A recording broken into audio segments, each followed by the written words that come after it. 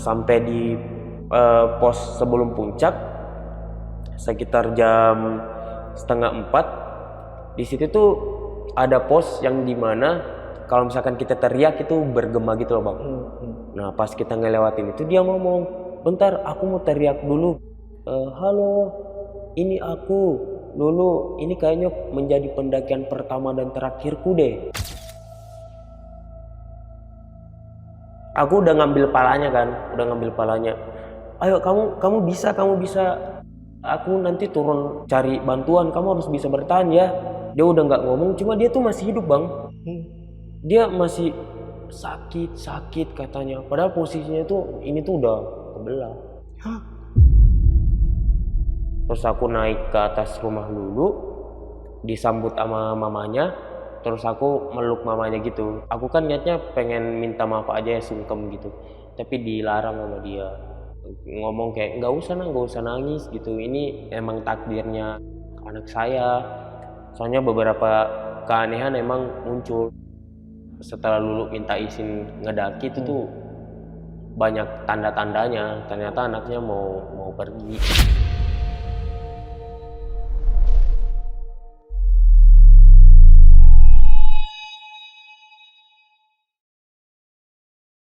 Guys, kita tuh jarang banget nih angkat cerita soal gunung. Dan kalau ngomongin soal cerita gunung, gue itu jadi kangen ya gunung. Karena terakhir gue naik itu tahun 2023. 2 tahun yang lalu berarti ya.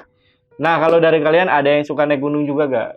Kalau ada, boleh ditulis di kolom komentar. Nah, biasanya guys, kalau kita mengangkat cerita-cerita gunung, itu kan ada di Pulau Jawa. Nah, kali ini tuh spesial banget nih buat kalian. Kita bawain cerita gunung yang ada di Pulau Sulawesi. Cerita ini menurut warga setempat merupakan tragedi pertama yang terjadi di gunung itu.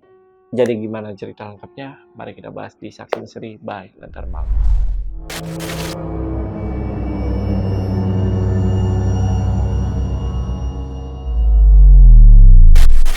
Nah guys, di sini udah ada narasumbernya. Kita sapa dulu aja, namanya Bang Cimang nih. Agak aneh ya. Cuman, Bang, apa kabar Bang Cimang? Baik bang, baik. Emang udah dari dulu namanya Cimang nih? Dari SMP sih emang lebih sering dipanggil Cimang. Cimang ya. Iya. Udah banyak yang kenal itu namanya Bang Cimang. Banyak ya? sih, banyak. By the way guys, ini Bang Cimang ini jauh-jauh datang dari Jogja. Nah, dia ini mau menceritakan tentang pengalaman horornya ketika mendaki gunung ya Bang ya? Iya bang, jadi kejadian ini tuh saya mau cerita pas 2017. Jadi mendaki bersama 3 teman saya. Tapi setelah balik dari pendakian itu saya diikutin 114 jin. 114 jin? Iya betul. Oke. Dan itu tuh bikin saya trauma sampai sekarang. Nah padahal pendakian itu tuh sudah sering saya lakukan. Tapi nggak tahu tiba-tiba ada tragedi aja sih yang bikin trauma. Oke. Kalau boleh tahu, ada tragedi apa pada saat itu, Bang?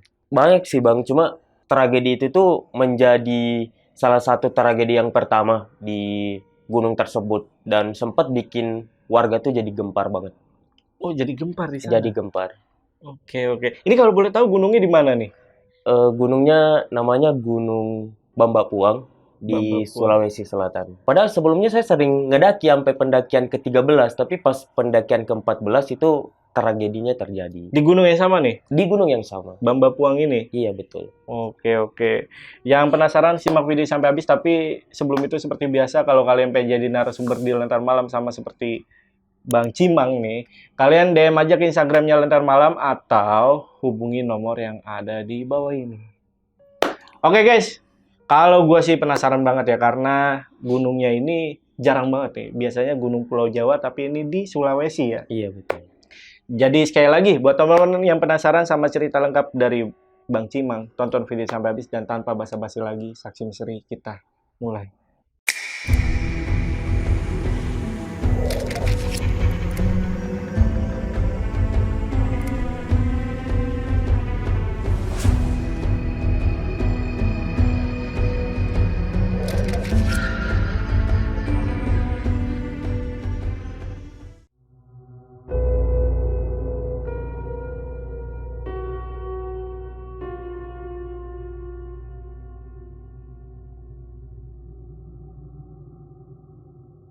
Ceritanya tuh bermula pada saat saya masih SMA, Bang, di tahun 2017. Nah, pada saat itu saya memang aktif banget tuh ngedaki gunung. Sampai orang tua saya tuh kayak, ya udah kalau mau berangkat tinggal berangkat aja gitu. Intinya nggak ngeganggu sekolah gitu kan. Nah, kebetulan sebelumnya saya memang sering ngedaki sama teman saya yang namanya tuh Ades. Adis, oke. Ya, dia cewek. Cewek. Jadi sering tuh ngedaki sampai kemana-mana.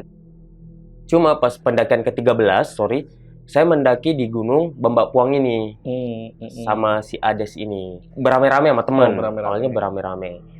Nah, setelah pendakian bareng Ades, akhirnya si Ades ini punya teman. Namanya Lulu. Lulu, cewek juga tuh? Cewek juga. Oke. Nah, setelah Lulu ini tahu kalau misalkan Ades sering ngedaki gunung, dia tertarik. Si Lulu ini tertarik buat ngedaki. Kita kan sekelas ya, Bang. Jadi Ades, Lulu, aku sekelas. Posisinya aku pada saat itu ketua kelas. Dan aku emang pendiam di kelas itu. Jadi setiap jam pelajaran kelar, pasti si Lulu ini sering, "Cimang, ayo ngedaki yuk, aku mau ngedaki," gitu. Tapi aku tuh cuma cuekin gitu loh. Soalnya aku mikir dia nggak pernah ngedaki sama sekali. Ya kali aku tiba-tiba bawa dia ke gunung tersebut. Itu diulang-ulang, Bang. Jadi dia selalu menawarkan dirinya, selalu mengajak aku untuk ditemenin ngedaki gunung. 8 bulan lamanya. Dia selalu ngajak 8 bulan. Akhirnya setelah libur sekolah, dia ngajak lagi. Tapi kali ini aku benar-benar negesin ke dia, "Sorry, soalnya kamu nggak pernah ngedaki gunung. Takutnya ada apa-apa aku nggak bisa tanggung jawab." Betul. Terus dia bilang, "Nggak apa-apa, aku kuat kok gitu, aku bisa kok." Akhirnya masuk sekolah lagi, dia tuh tetap nagih, pengen ditemenin ngedaki. Akhirnya suatu hari dia nggak ikut sekolah. Selama 2 hari dia nggak ikut sekolah. Tiba-tiba bapaknya nelpon, "Bang, ini si Lulu nggak mau berangkat sekolah karena nggak tak izinin buat ke gunung gitu." Oh, nggak diizinin bapaknya? Iya, nggak diizinin sama bapaknya. Ngambek dia? Ngambek, sampai nggak pernah keluar kamar katanya. Terus aku bilang, "Ya soalnya aku takut juga Om, soalnya Lulu itu nggak pernah ngedaki sama sekali." Iya. Terus bapaknya ngomong kayak gini, "Ya udah kamu ke rumah aja dulu." Nah, sorenya aku ke rumah dia, ngobrol sama bapaknya dia, katanya, "Aman nggak nak di sana?" gitu. Terus aku bilang, "Kalau misalkan aman, aku nggak bisa ngejamin sih Om, tapi di sana ada yang ngejaga gitu." Nah, lama-lama setelah ngobrol bareng, bapaknya merestui anaknya. Akhirnya Lulu dipanggil, "Lu kalau misalkan kamu mau ngedaki, ayo keluar kamar, tak izinin," gitu. Nah, akhirnya pada saat itu kita udah fix nih berangkat. Cuma pada saat itu berangkatnya cuma bertiga, Bang. Oke, siapa aja tuh? Aku, Ades, Lulu. Gitu. Besoknya setelah kita ngobrol sama bapaknya si Lulu ini, besoknya Lulu tuh udah beli tas baru gitu, Bang. Persiapan. Iya, persiapan beli tas baru, sepatu. Pokoknya dia yang paling excited banget lah, pengen ngedaki gunung. Nah, posisinya aku tuh lagi ngedaki gunung juga. Misalkan hari ini aku ke rumah Lulu nih, besoknya aku harus ngedaki gunung lagi di salah satu gunung gitu. Tapi bukan Gunung Bambak Puang ini. Jadi pas balik dari gunung ini, Lulu langsung ngajakin.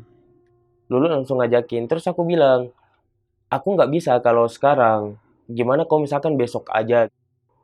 Nah, terus Lulu ngomong, "Wah, nggak bisa. Harus secepatnya kalau bisa. Soalnya aku udah nggak sabar," katanya. Cuma gara-gara nggak sabar kira Iya, nggak sabar. Nah, terus aku bilang, ya udah kalau gitu. Kalau kamu nggak mau nunggu beberapa hari ke depan, salah satunya cara yaitu besok aja. Nah, akhirnya dia menyetujui, dia udah beli ayam buat barbekyuan di atas. Pokoknya udah lengkap deh, Bang. Pokoknya dia tuh ngomong kayak, "Tenang aja, semuanya aku yang tanggung." Nah, besoknya pagi itu cuaca lagi hujan deras. Terus aku mulai nelpon ke si Lulu ini, "Lu bisa nggak di cancel sampai besok aja? Soalnya ini lagi hujan nih." "Wah, gimana ini?" kata Lulu. "Aku udah beli ayam, aku udah persiapan, masa tiba-tiba di cancel? Tunggu aja sampai reda," katanya. Terus aku bilang, "Ya udah, tapi kalau misalkan kamu cuma sendiri, aku boncengan sama Ades, kamu sendiri kita cancel aja ya, soalnya kasihan kamunya nanti capek," gitu. "Ah, tenang, ada temen kok." Sekitar jam 9 pagi, itu hujan kan udah reda ya bang, udah reda. Jadi mau nggak mau kita tetap lanjut perjalanan. Jadi aku telepon si Ades dulu, "Ades, kita jadi berangkat ya." "Ya udah, kita ketemu di mana gitu. Kamu jemput aku aja di rumah, terus kita kumpulnya di alun-alun." Oke. Kumpul sekitar setengah 10 pagi, aku sama Ades sudah datang tuh di alun-alun. Nah, sekitar beberapa menit tiba-tiba si Lulu datang. Tapi ekspresinya tuh udah bahagia banget itu loh bang, pengen ngedaki. Terus dia tiba-tiba meluk. Pas dia nyampe langsung meluk gitu. Terus aku bilang, "Kenapa ini?" "Enggak, aku seneng banget, soalnya ini penantian yang udah lama banget gitu. Selama 8 bulan loh aku ngajakin kamu ngedaki, tapi baru sekarang terkabul." Gitu. Pengen banget ya. Iya, kepengen banget. Heeh. Nah, terus aku enggak ngerespon banyak ya bang. Aku cuma nanyain, "Lah, temenmu mana?" "Aku nggak bawa teman, aku sendiri." "Lah, gimana dong? Ini perjalanannya lumayan loh, sekitar 2 jaman lebih. Ya kali kamu naik motor sendiri." Terus dia bilang kayak gini, "Aman kok, lagian aku lebih kuat dari kalian. Ini demi demi tujuan aku," gitu. Dia tuh selalu ngomong kayak tujuan gitu loh, Bang. Oke. Ya udah, terus setelah adu argumen ya di alun-alun tuh, Ades ngomong, "Ya udah kita berangkat aja, lagian Lulu emang terbiasa kok naik motor jauh." Ya udah, jadi sekitar jam 10-an lewat kita berangkat. Jadi aku posisinya boncengan sama Ades. Si Lulu sendiri. Jadi kita berangkat, perjalanannya tuh sekitar 2 jaman lebih sih, Bang. Nah, pas udah mau sampai di gunung, sekitar jam 12-an lewat. Itu kan gunungnya udah kelihatan tuh. Soalnya tuh gunung batu, Bang. Oh, gunung batu. Gunung batu, tapi emang menjadi destinasi pendakian. Nah, Ades ngomong ke aku di motor, "Mang, coba kamu lihat Lulu di belakang deh, kok dia ketawa-ketawa sendiri." Terus aku lihat tuh lewat dari kaca spion kan bang, dia emang kayak senyum-senyum gitu, cuma senyum-senyum terus. Aku mikir ya, kayaknya dia seneng banget gitu, seneng banget. Nah, setelah sampai di kaki gunung, di situ kan ada warung gitu, jadi kita mampir dulu buat makan. Dia yang pesenin tuh, jadi kayak dia bener-bener kayak, "Kamu nggak keluar duit lah. Jadi selama pendakian ini aku yang tanggung," itu kata dia. Jadi kita ditraktir makan. Nah, dia tuh pesen makan nasi goreng jumbo. Terus aku bilang, "Lah, bukannya tadi kamu udah makan?" "Enggak, aku lapar lagi. Lagian ini besok-besok aku nggak makan lagi deh." Dia ngomong kayak gitu. Nah, terus kita makan, kelar makan sekitar jam 2, soalnya kita emang lama di sana, di warung. Jam 2 kita inisiatif buat berangkat. Nah, mulai naik tuh di kaki gunungnya. Nah, anehnya bang, aku tuh udah 13 kali ya ngedaki. 14 sama mereka ini. Nah, pas tiba di sana, itu tuh bener-bener nggak ada orang sama sekali. Bahkan di pos penjagaan itu nggak ada orang, padahal ini hari libur gitu loh. Oke, weekend. Iya, weekend. Nah, terus aku bilang lah ke Ades, "Des, ini kok sepi ya?" "Iya, mungkin lagi pada nggak mau ngedaki kali." Terus Lulu tuh cuma diam terus kan. Dari situ dia mulai nggak banyak bicara. Kita mulailah pendakian bang. Jadi di pos sebelum kita ngedaki, kita berdoa dulu tuh. Berdoa. Nah, pas berdoa, kita udah kelar. Si Lulu ini yang berdoanya emang agak lama sampai aku tuh nungguin agak lama gitu kan kelar berdoanya. Aku bilang ya udah mungkin ini saking bahagianya gitu. Nah setelah mendaki, nah posisinya itu jalurnya kan cuma bisa dilalui satu orang bang, jadi nggak boleh kayak dempetan gitu, Iya, apa sih iya. berduaan, jadi satu orang doang. Jadi posisinya Ades, Lulu di tengah, terus aku. Terus kadang juga dibalik, aku yang paling depan, Lulu di tengah, Ades di belakang. Tapi Lulu selalu di tengah. Iya, Oke. intinya Lulu selalu di tengah. Dan untuk beban, untuk tas ya, Lulu tuh cuma bawa ransel yang isinya air. Air doang, air 1 botol. Soalnya kita paham dia tuh pendaki pertama. Sementara aku sama Ades tuh emang nyontasnya Ya, yang tinggi gitu kan. Nanti ada dokumentasinya, fotonya gitu.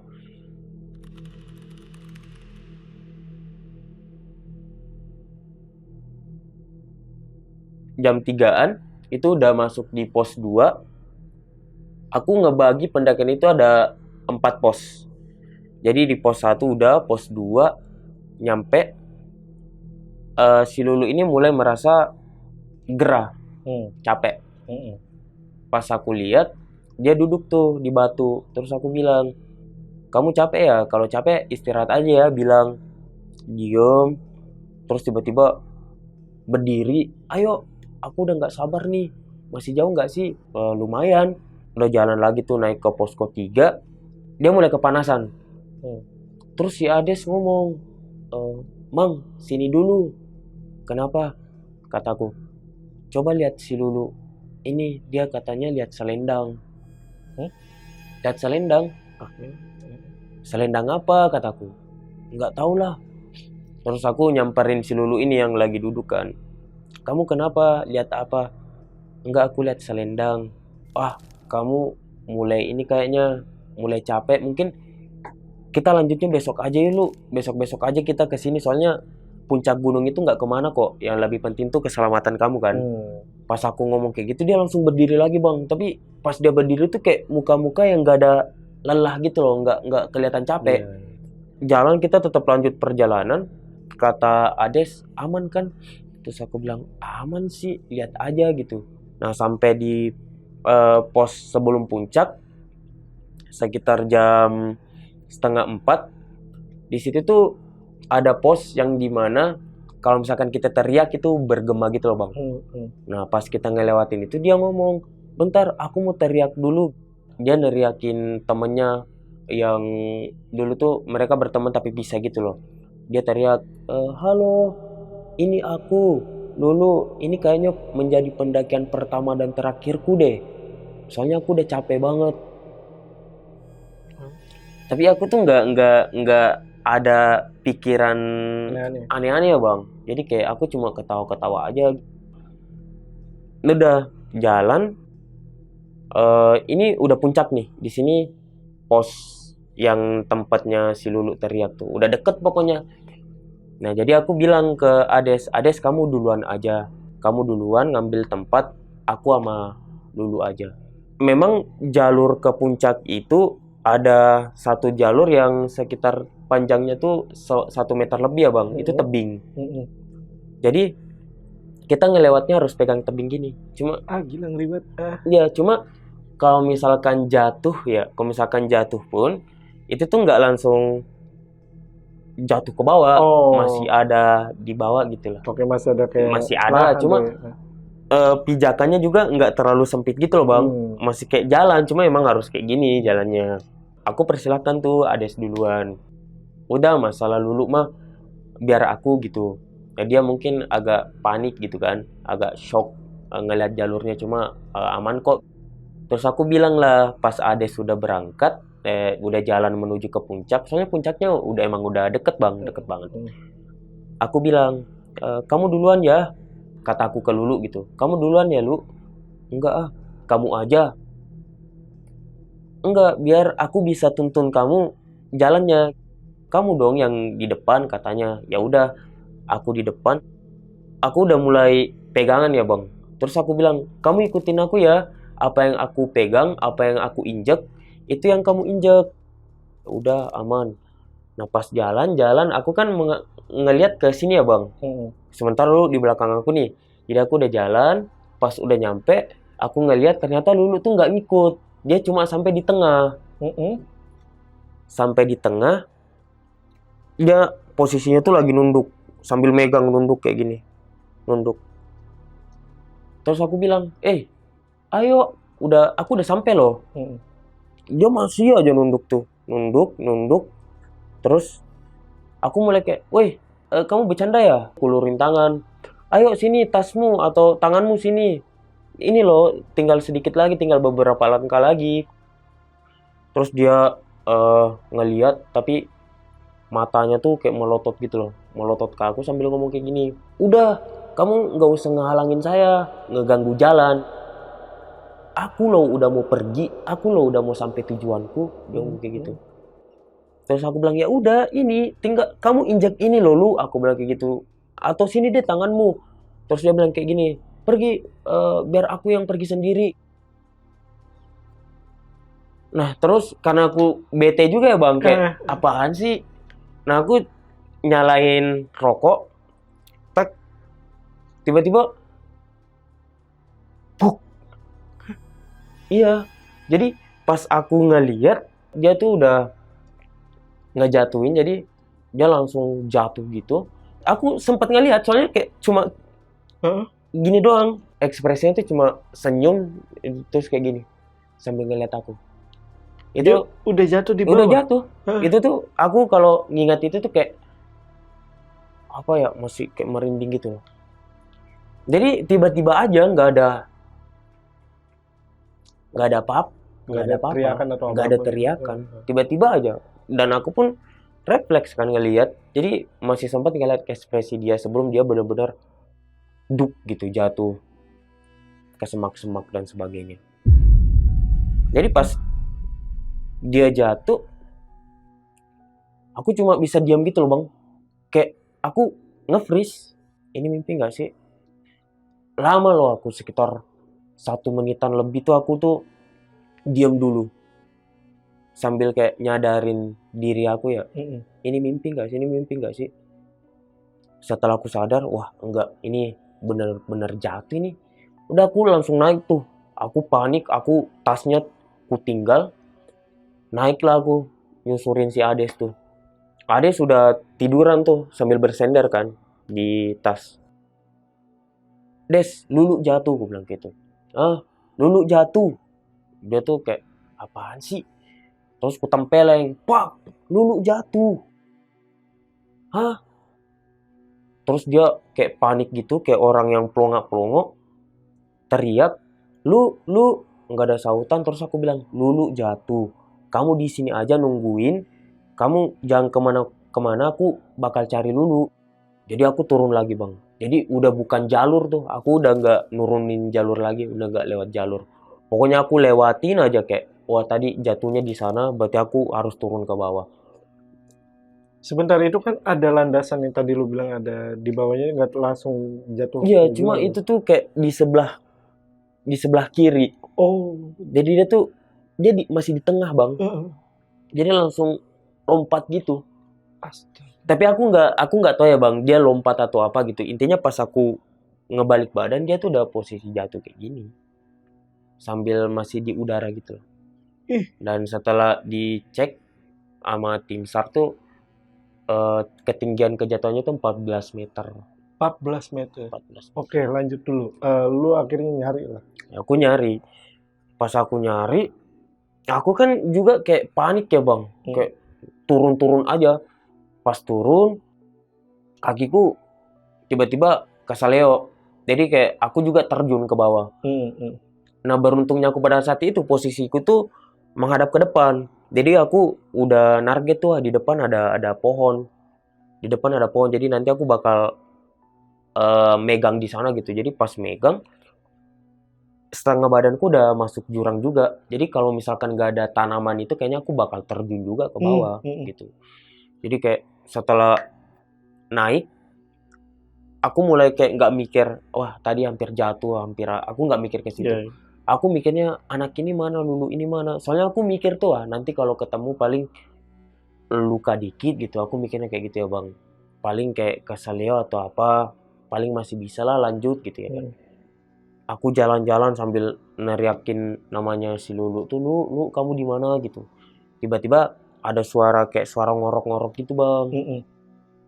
Terus aku tuh mikirnya itu apa gitu, tapi tetap aja aku ikutin tuh sumber suara. Nah setelah aku ikutin ternyata di semak-semak itu udah ada dia dengan kondisi yang sangat mengenaskan sih. Apa yang lo lihat? Badannya kayak kelipat-lipat gitu. Jadi kayak kaki patah, tangan patah, ini pecah, sobek. Ini agak yang posisinya tuh aku takut banget sama darah. Takut banget sama darah, Bang. Di situ tuh nggak ada yang namanya lagi kayak takut darah. Pokoknya ini teman kamu gimana pun caranya harus selamat gitu. Jadi kayak aku lihatnya darah semua, Bang. Aku udah ngambil palanya kan, Ayo kamu bisa. Aku nanti turun cari bantuan, kamu harus bisa bertahan ya. Kita dikit lagi sampai puncak. Aku masih sempat ngomong kayak gitu. Dia udah nggak ngomong, cuma dia tuh masih hidup, Bang. Dia masih sakit katanya. Padahal posisinya tuh ini tuh udah kebelah. Ini udah kebelah. Ini pokoknya udah deh. Nah terus datanglah si Ades tuh dari atas tuh. Terus aku bilang, ini Lulu udah ketemu. Ayo cepet turun. Tapi aku takut, nggak ada jalur. Udah, pokoknya kamu ngelewatin aja apa yang bisa kamu lewatin. Sambil ngebentak-bentak kan bang, soalnya udah kayak panik, stres. Nah pas dia turun, dia kegelincir juga tuh. Jadi pas jatuh ke bawah, tarik-tarikan. Jadi kepala Lulu di sini, Adesnya tuh di sini sambil tarik-tarikan. Kalau aku nggak narik si Ades ini, dia jatuh jurang juga. Soalnya di belakang kita tuh udah jurang lagi. Nah setelah tarik-tarikan tuh Ades naik, dia cuma bisa bengong kayak ini benar nggak sih mang? Terus aku bilang iya, ini benar. Soalnya ngelihat kondisi sahabatnya udah benar-benar kayak memprihatinkan bang.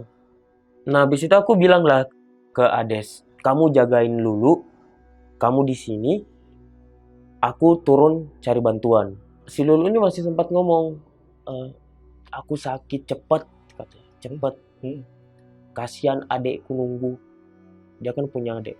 Iya aku ini turun, aku bakal cari bantuan, kita bakal bisa kok, kita nanti ada bantuan, aku bilang gitu. Setelah nge-briefing Ades biar tetap nemenin dia, aku turun lah bang. Turun aku pun udah kayak hampir 2 atau 3 kali aku hampir terjun sendiri, soalnya kayak bener-bener udah nggak kepikiran bang. Lo nerjang apapun? Iya nerjang apapun, sampai tuh di sini tuh masih banyak bekas-bekasnya. Nah sampai itu kan posisinya gunung, terus ladang perkebunan warga, terus desa terakhir.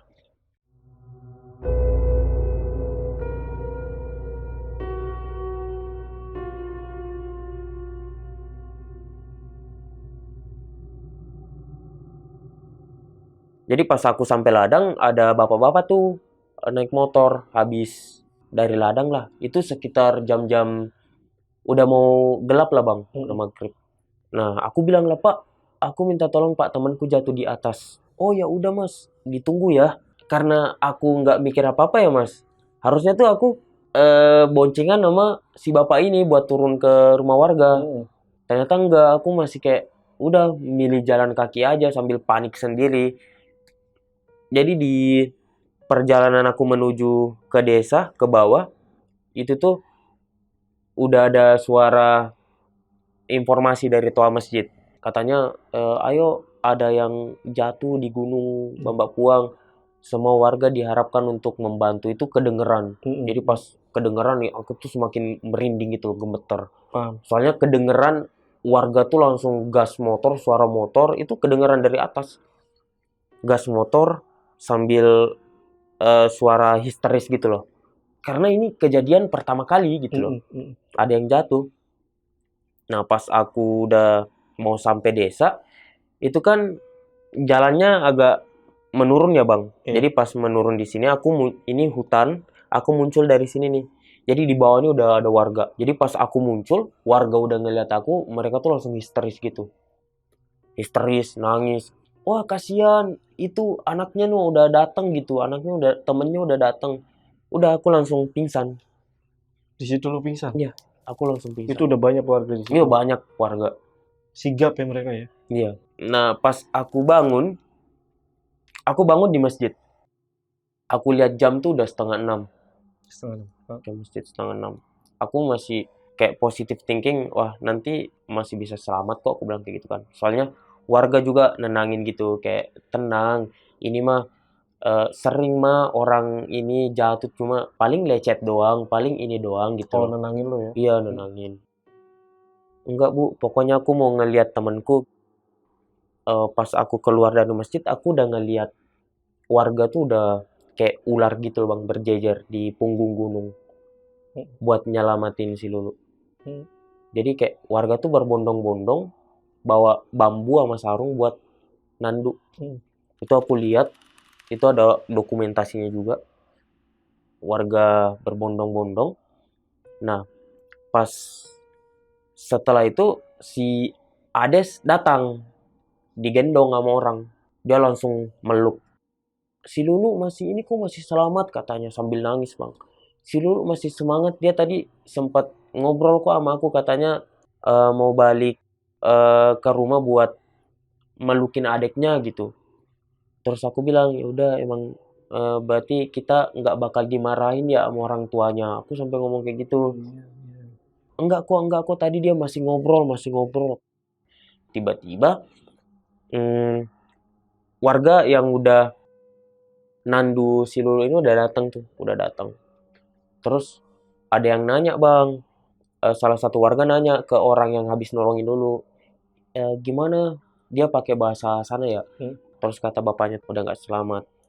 Jadi pas denger itu tuh aku sama Ades langsung nangis, dipeluk sama warga juga.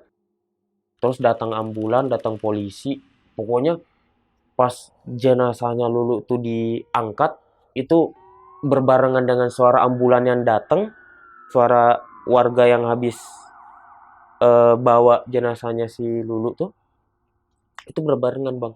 Jadi kayak histerisnya warga juga pada saat itu bikin aku tuh sekarang sampai masih terngiang-ngiang gitu. Jadi Lulu benar-benar udah dinyatakan meninggal. Iya, udah di dinyatakan situ. meninggal di situ. Langit udah gelap ya bang. Itu jenazah udah mau dibawa tuh ke puskesmas. Aku sama Ades bareng beberapa warga juga, ibu-ibu ya, ikut nemenin. Soalnya kita tuh nggak punya siapa-siapa gitu, kecuali warga di sana. Jadi ada 3 warga yang ikut. Nah pas sampai di rumah sakit terdekat, terus jenazah Lulu dimasukin, itu tuh ditolak. Karena kata dokternya tuh nggak bisa, aku cuma sendiri gitu. Sementara ini lukanya tuh parah. Jadi dia nggak bisa, mungkin bisa dibawa ke rumah sakit kota aja. Jadi kita berangkat lagi tuh ke rumah sakit kota. Almarhumah udah di rumah sakit kota, aku sama Ades dijemput polisi buat ke kantor polisi diminta keterangan. Itu setelah Isya dimintai keterangan, tiba-tiba bapaknya Lulu nelpon, halo kamu gimana gitu. Aku bilang aku minta maaf om. Nggak usah nak, nggak usah minta maaf katanya. Emang ini udah takdirnya temanmu. Soalnya om juga udah ngerasa ada yang aneh. Ya mau gimana lagi om, aku juga nggak tahu mau ngapain gitu. Aku cuma bisa minta maaf. Udah om yang minta maaf karena nggak bisa ngejemput kamu. Soalnya jenazah temenmu aja belum nyampe gitu. Berarti udah diinfoin duluan ya? Bapaknya Lulu ya? Iya.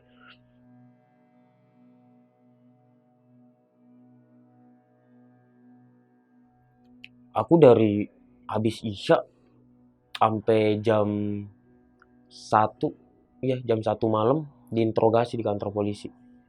Habis Isya sampai jam 1 malam. Iya, dalam kondisi yang kayak aku sama Ade sudah kayak orang stres. Pasti loh. Darah di mana-mana, itu tuh belum makan. Nggak dikasih makan di situ. Sempat ditawarin sama warga, cuma tuh kayak udah nggak bisa masuk, soalnya darah di mana-mana. Datang beberapa tim SAR juga dari pihak televisi juga ada ya.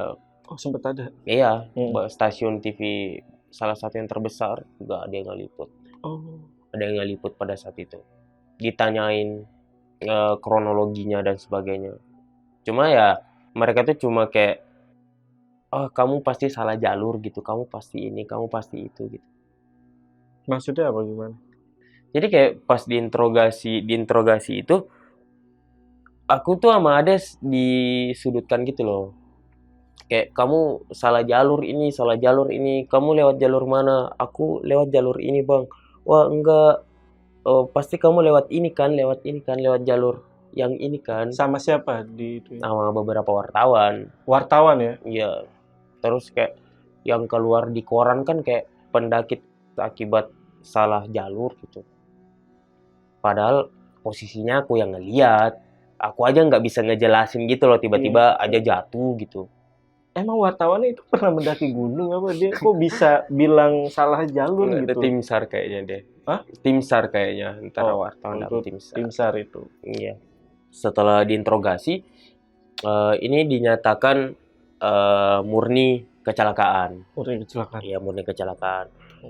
Kata polisi, udah kelar, bisa pulang sekarang. Nah, tapi posisinya udah tengah malam bang, jam 1 gitu kan. Jam 1, jadi aku pas mau keluar sama Ades, aku bilang ke Ades, gimana ini kita baliknya? Masa balik tengah malam? Udah tenang aja, kita nggak usah mikirin itu, kata Ades. Pas kita keluar dari kantor polisi, ternyata warga tuh ada yang mau ngambil kita. Warga dari sana, dari warga setempat situ lah. Jadi kayak mereka tuh, ayo ke rumah aku aja, gitu kan. Udah, aku tuh udah pasrah, Ades juga udah kayak mau pingsan gitu loh. Jadi kayak aku cuma ini ambil bawa aku aja gitu, aku udah nggak kuat.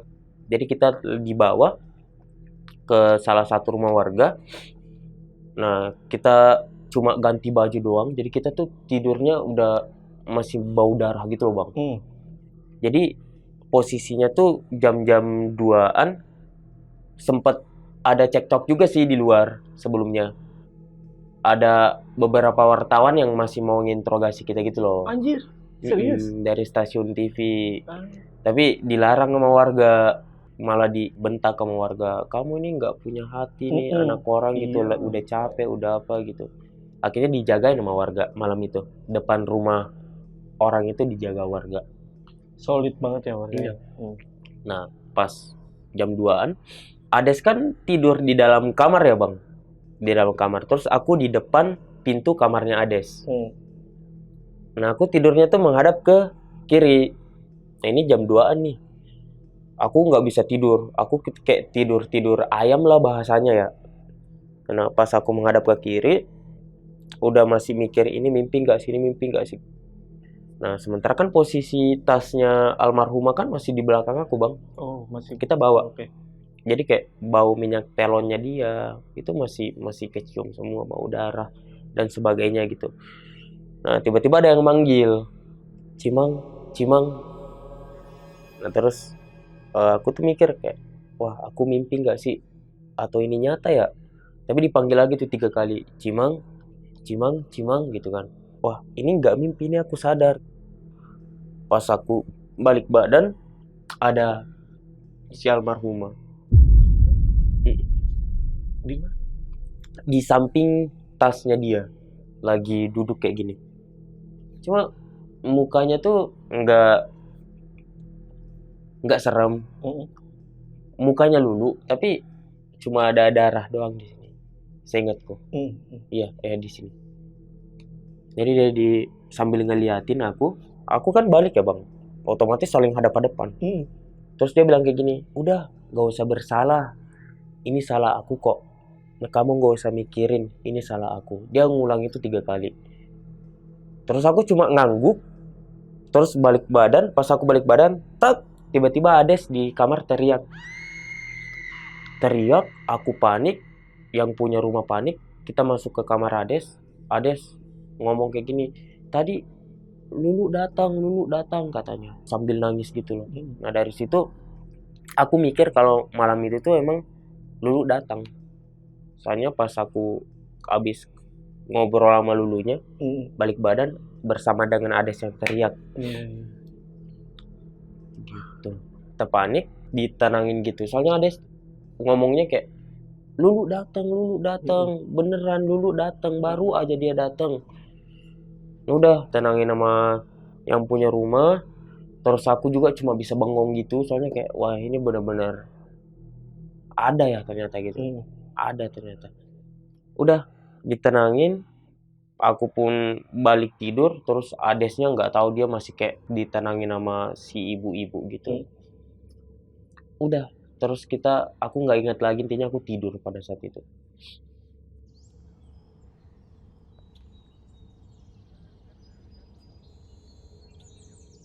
Besoknya kita udah pada bangun, terus ngobrol sama Ades, aku ngomongin kayak tadi malam kamu lihat apa?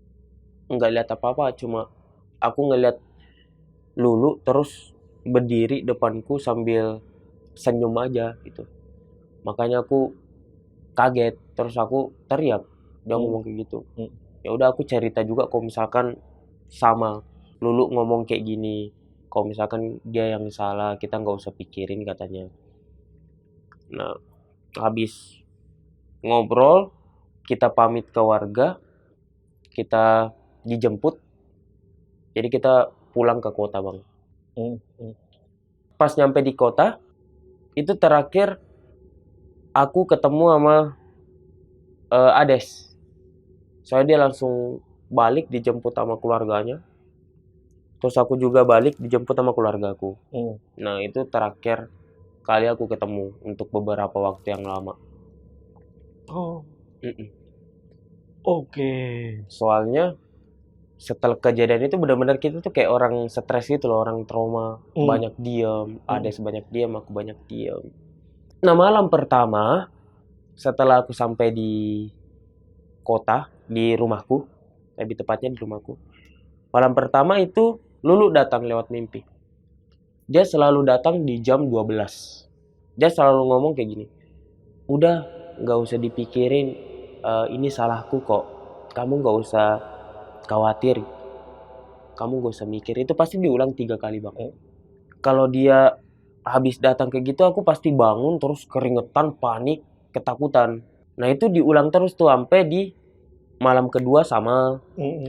Terus pas masuk ke malam ketiga, itu tuh beberapa hari aku kan nggak masuk sekolah ya, Bang. Sama Ades juga, soalnya kayak ya masih ke bawah lah gitu kan. Nah malam ketiga jam 12 itu pasti datang Lulu lagi tuh. Pasti ngomongnya sama, Bang. Nggak usah khawatir, aku yang salah, nggak usah terlalu dipikirin. Pasti itu diulang 3 kali. Nah tapi setelah itu tuh tiba-tiba ada makhluk gede yang kayak di atas aku gitu loh, kayak mau nyekek gitu. Aku cuma diem gak bisa ngapa-ngapain. Yang aku inget tuh cuma mamaku datang terus nenangin gitu, nenangin. Aku tuh ngeliat makhluk gede banget terus ngeliatin aku, matanya tuh kayak melotot merah gitu loh. Seingat aku, tapi bentuknya gede. Cuma aku nggak bisa mendeskripsiin bentuknya kayak bentuk manusia, enggak. Pokoknya aku ngeliatnya gede aja, Bang. Gede, hitam. Nah, terus abis itu mamaku datang udah ngeliat aku, katanya posisi matanya udah melihat ke atas, terus badanku panas. Panas banget katanya. Terus dipanggil orang pinter, kata orang pinternya ini anak ada yang ketempelan tapi dari atas. Dari atas maksudnya dari atas gunung. Katanya ini ada yang ngikutin, ada yang nempel gitu dari atas gunung katanya. Udah tuh besoknya, wah kayaknya teman-temanmu harus dipanggil nih ke sini buat nemenin kamu gitu. Nah malam itu tuh mamaku manggil teman-temanku. Ini malam keempat ya, Bang. Nah posisinya teman-teman tuh nemenin lah bahasanya. Dari jam 8 mereka datang, habis sisa lah. Nah pas duduk-duduk gitu, tengah malam digangguinnya tuh kayak mereka ngelihat tasnya Lulu tuh gerak, barang-barangnya pada gerak, kayak pada keluar. Itu dilihat dengan mata kepala mereka sendiri. Terus aku bilang nggak ada gitu. Ayo coba ini lagi, masukin lagi gitu. Jadi aku masukin lagi barangnya di tas. Nah lama-lama keluar sendiri. Hah? Tiba-tiba langsung terbang gitu loh. Serius? Demi Itu disaksiin berapa orang? 2 orang 2 orang. temanku. Dan kayaknya dia masih ngingat sih kejadian ini. Pas ngeliat itu aku kaget, temen aku kaget. Jadi kita sempet diem-dieman. Terus aku cuma kayak, ini apa lagi ini gitu loh. Nah terus temen aku cuma bisa panik, diem, teriak, terus balik. Dari situ mereka nggak mau lagi. Dari situ teman-teman udah nggak ada yang mau main di rumah lagi. Lanjut malam kelima sama aja bang, pasti ada selalu datang di mimpi. Di jam 12 selalu datang. Terus nenek juga atau orang-orang di rumah sering ngeliat penampakan setelah kejadian ini, kayak perempuan yang ngelipat baju dan sebagainya, atau suara hentak-hentak kaki, sering banget. Nah malam ke-6 sama, pasti Lulunya selalu datang. Sampai di malam ke-7. Nah di malam ke-7 ini Lulu datang lewat mimpi, tapi cara ngomongnya udah beda bang.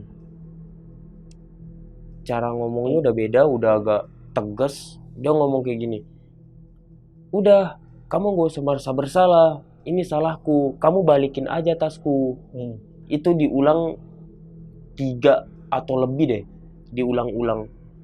Nah terus aku bangun, aku kaget, aku mikir kayak kok ini agak beda gitu. Terus besoknya aku langsung ngomong ke mama. Terus kata mama, ya udah balikin aja tasnya sekarang. Siangnya aku diantarin sama omku buat ke rumah almarhumah. Biasanya kan kalau di aku ada malam ke-7 ya. Jadi sepanjang masuk gang rumah almarhumah tuh suara orang lagi motong-motong ayam dan sebagainya, persiapan lah buat tahlilan nanti itu kedengeran kan bang. Nah pas ngelihat aku, mereka tuh tiba-tiba pada hening. Aku kaget lah, kayak wah pasti nanti aku diapa-apain nih kan. Kayak orang-orang tuh natapnya pasti penuh amarah lah. Ya udah wajar aja. Terus aku naik ke atas rumah Lulu, disambut sama mamanya. Terus aku meluk mamanya gitu. Terus dia meluk. Aku kan niatnya pengen minta maaf aja ya, sungkem gitu. Tapi dilarang sama dia. Ngomong kayak nggak usah nangis gitu. Ini emang takdirnya anak saya. Soalnya beberapa keanehan emang muncul setelah Lulu minta izin ngedaki. Itu tuh banyak tanda-tandanya. Ternyata anaknya mau pergi. Dia yang mau serba baru itu tiba-tiba datengin semua keluarganya buat pertemuan gitu loh, kayak silaturahmi, didatengin beberapa hari sebelum dia. Itu cerita dari mamanya tuh. Iya itu cerita dari mamanya. Aku ceritain semua kronologinya seperti apa, terus mama bapaknya juga kayak ya udah gitu, emang takdir, menerima dengan ikhlas. Akhirnya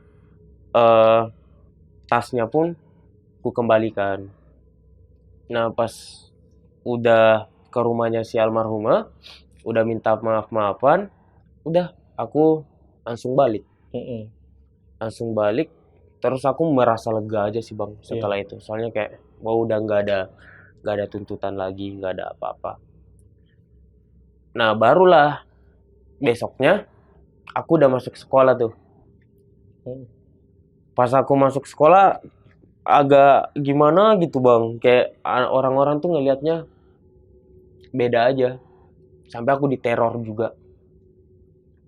Itu kan zaman-zaman BBM ya. BBM, jadi SMS, aku tuh di teror dan sebagainya.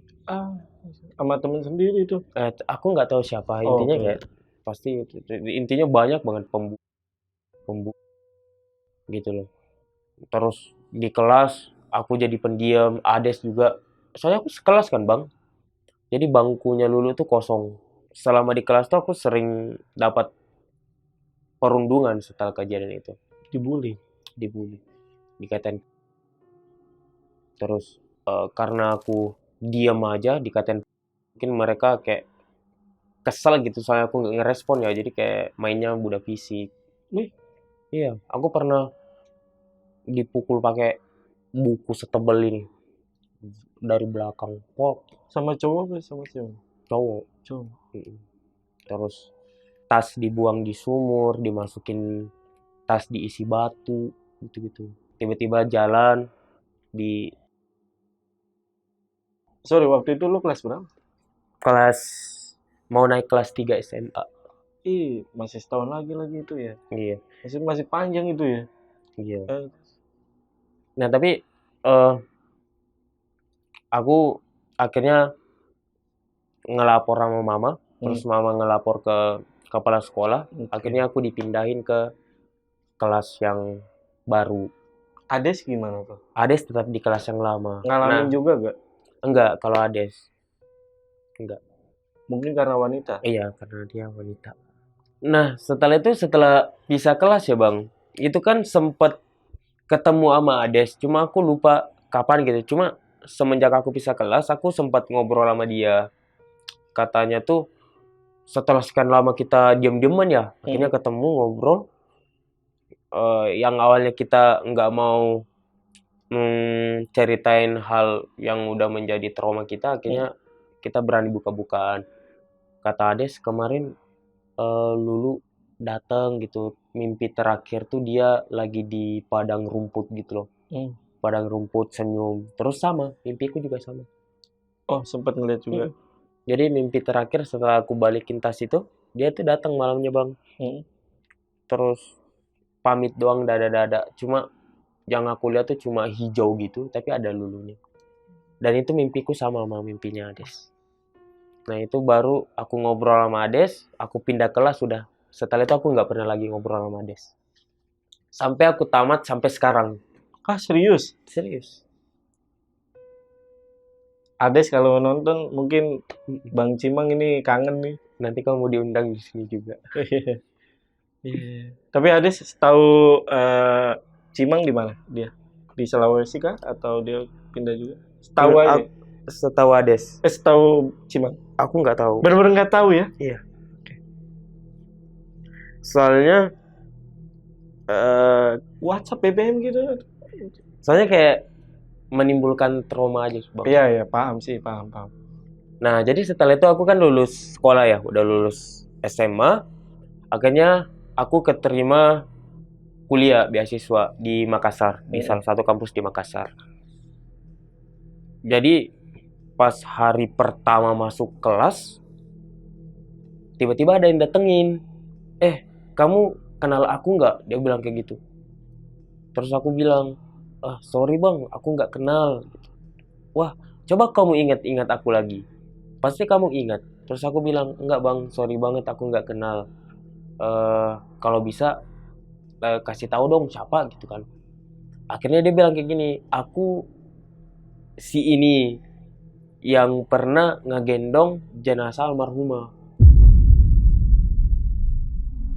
Di episode berikutnya. Aku udah tinggal di anak ini udah lama, dan kami ini dari atas. Dari mana kata ustaznya? Dari gunung.